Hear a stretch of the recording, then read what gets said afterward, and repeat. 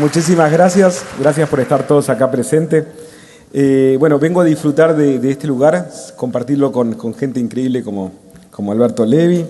Me siento un poco un impostor, ¿no? Porque yo voy a contar solamente una historia de vida, parte de lo que viví, que sirve tal vez como, de alguna forma, como reflejo para mucha gente, para darse cuenta que se puede, si no es nada de magia, simplemente tres pilares en los cuales justamente me dicen cuando vamos a ponerle el nombre a la charla, cuáles serían, que son experiencia, conocimiento e innovación, que están al alcance de cualquier persona. Siempre cuando, bueno, en principio tengo que decir que esto es para emprendedores y estamos en un lugar que estamos gozando y disfrutando, donde todo nace de un sueño. Yo hice un curso de posgrado en la Universidad de Orlando, de Disney, y justamente todo se basaba en algo que decía Walt Disney, que era: si puedes soñarlo, puedes hacerlo. Y Jorge alguna vez se habrá soñado convocar a tanta gente y poder volcarle toda esa llama, ese fuego que tienen que tener las personas para soñar, para imaginar algo y para llevarlo a la realidad. Y justamente estamos viviendo hoy una realidad, ¿no? Que estén todos ustedes presentes y que tengamos la posibilidad de escuchar a toda esta gente maravillosa. Cuando tengo que hablar de experiencia, es lo primero que tenemos, porque tenemos experiencia del momento en que nacimos, y tenemos la experiencia que nos transmiten nuestros padres, nuestros antepasados, la historia familiar. Y esa es la primera experiencia que yo tengo. Por otro lado, conocimiento, porque tuve la suerte de poder capacitarme, poder estudiar en la universidad, hacer posgrados, cursar el doctorado en Ciencias de la Administración y seguir estudiando como estudio cada día. Innovación es el capital más importante que tenemos, es lo único ilimitado que tenemos. Tenemos limitaciones financieras, limitaciones de producción, limitaciones de trabajo, capital de trabajo, pero no tenemos ninguna limitación a la posibilidad de cerrar los ojos, soñar, imaginar y crear y bueno, justamente llevarlo a cabo a realidad. Hace poco tiempo fui invitado al Encuentro Latinoamericano de Diseño, y lo conté hace un ratito como algo gracioso. Tuve que estar formando un panel con un diseñador muy famoso español, otro brasilero y otro mexicano, y después de hablar ellos, me tocó hablar a mí, y lo primero que se me ocurrió decir es: el diseño es demasiado importante para estar solo en manos de diseñadores. El diseñador es justamente una persona que es un curioso, una persona que está siempre hurgando, viendo cosas nuevas, pero si después no tenemos el gusano emprendedor atrás, eso no llega a ningún lado.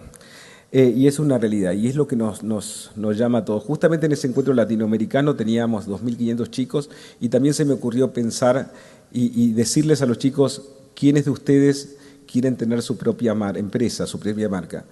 Y les aseguro que todos menos 3 levantaron la mano. Otros 3 dijeron: no, yo quiero trabajar en una empresa tal vez como la tuya.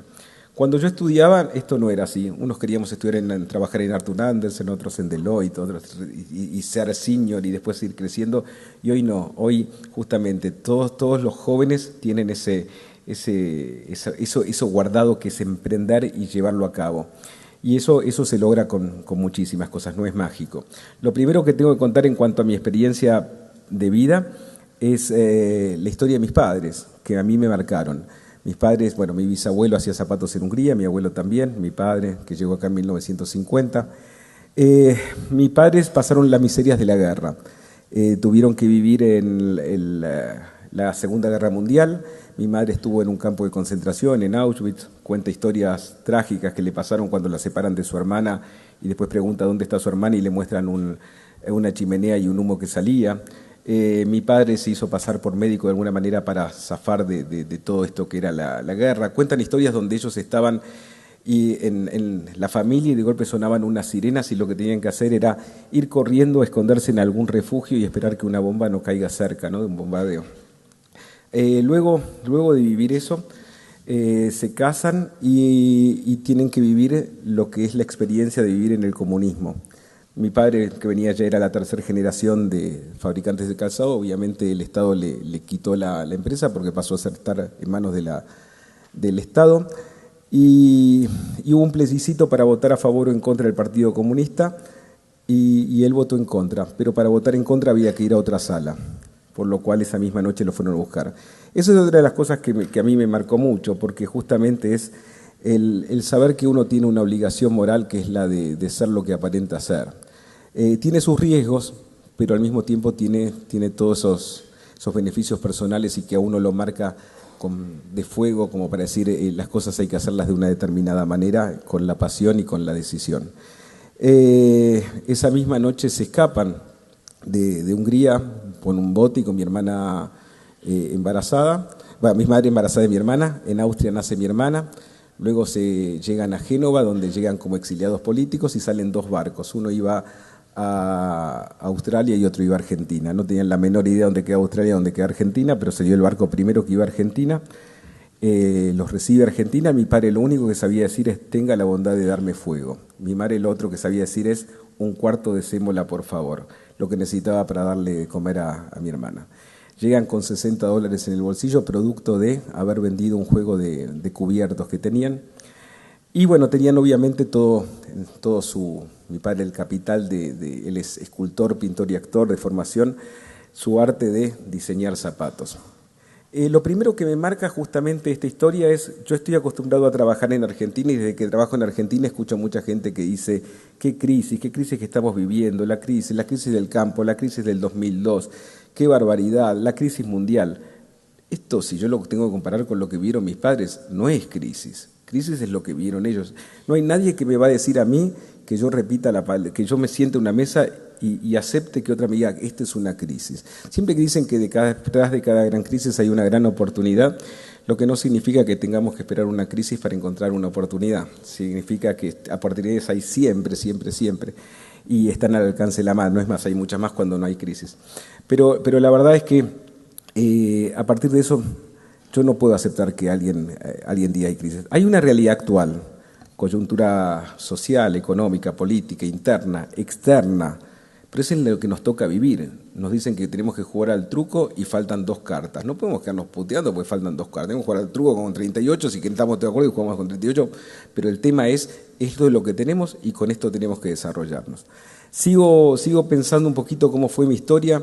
Y bueno, tuve la posibilidad, desde chiquito yo gateaba me recuerdo que mi padre hacía diseños en cartulinas en el living de casa y yo con los pedacitos de cartulina hacía zapatos de miniatura. Me olvidé de contarle una parte de la historia de mi padre. Mi padre, cuando llega a Argentina, también me marca con otra cosa.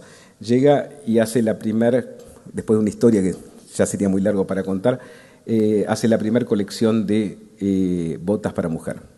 Nunca en Argentina las mujeres compraban botas, nunca hubo botas para mujer.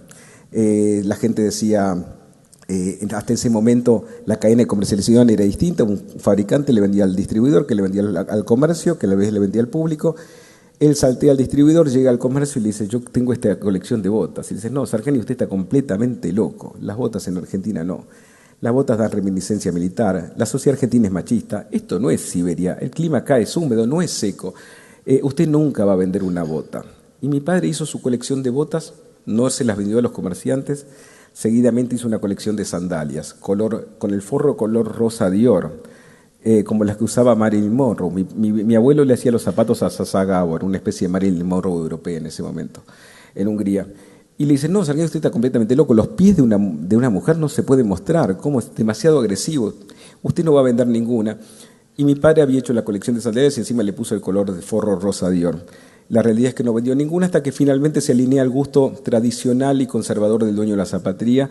Y la pregunta recurrente siempre es: ¿y cómo hizo para llegar con $60 a hacer botas, no venderlas, hacer sandalias, no venderlas? Bueno, se las vendía a las prostitutas, que estaban felices de tener esas botas que no se podía imaginar, y aparte era fantástico para ellas. Para que tengan una idea, no hacía botas convencionales, hacía botas donde tomaba el cuero, le ponía un elástico, lo fruncía todo, botas completamente ajustadas a las piernas, botas con flecos desde arriba hasta abajo, algo que podría ser tranquilamente actual, y es lo que hacía en 1950. Ahí tengo una enseñanza, o sea, botas nunca se van a usar en Argentina. El tenis es el deporte blanco, es imposible entrar a una cancha de tenis si uno no está blanco. No, los tiempos cambian, hay mucho dinamismo, que es justamente lo que les voy a contar después. Y después me toca a mí justamente vivir una situación muy especial. Mi hermana se recibe arquitecta y al lado, cuando yo iba a la fábrica de mi padre, al lado de cada artesano había un artesanito, un chiquito. Era el hijo al cual el padre le iba transmitiendo toda la artesanía, esto tan especial. Y el chiquito pasaba a ser el nuevo zapatero y lo mismo pasaba con el sastre, con el sastrecito y todo que iba en la tradición familiar. Bueno, empezó una corriente muy importante donde el padre no quería más que el hijo tenga ese tema tan sacrificado de seguir con el trabajo artesanal. Y entonces empezaron a que el hijo no tiene que ser, que tiene que ser ingeniero, doctor, médico. Bueno, mi padre me insistió mucho a mí, que a mí me encantaba trabajar en la empresa, en la fábrica, que vaya a estudiar. Estudié Ciencias Económicas, me recibí, cursé 2 posgrados, el doctorado, como les contaba, en Ciencias de la Administración. Y llegó el momento de decidir. Tenía muchísimas propuestas para ir a trabajar a determinadas empresas y el tema de la sangre estaba vigente. Pero a mí no me gustaba ir a trabajar en el formato que tenía mi padre, donde el gusto tradicional del dueño de la zapatería chocaba contra el arte, contra la posibilidad de soñar e imaginar de hacer algo distinto. Mi padre de golpe hacía un zapato, en ese momento los zapatos eran todos clásicos y con la punta redonda. Yo fui un adelantado. Mi mujer se casó con los zapatos blancos, pero con la punta en pico, porque la punta debía ser redonda. Hacía un zapato que era negro, pero con el taco amarillo. Y no se lo compraba nadie. No, lo quiero, pero con el taco de charol negro. Tanto le insistía a mi padre, decía, no, por favor, téngalo, porque es negro con el talón, el toque del verano, el color de verano es amarillo, el taco amarillo y la punta, si queremos, la hacemos colorada. Le decía, si yo se lo hago, usted lo tiene, si no lo vende, me lo devuelve a fin de temporada. A fin de temporada le volvían todos. ¿Por qué? Porque el señor, el dueño de zapatería, tenía esta vergüenza de mostrarlo. Y no quería mostrar nada que no sea conservador.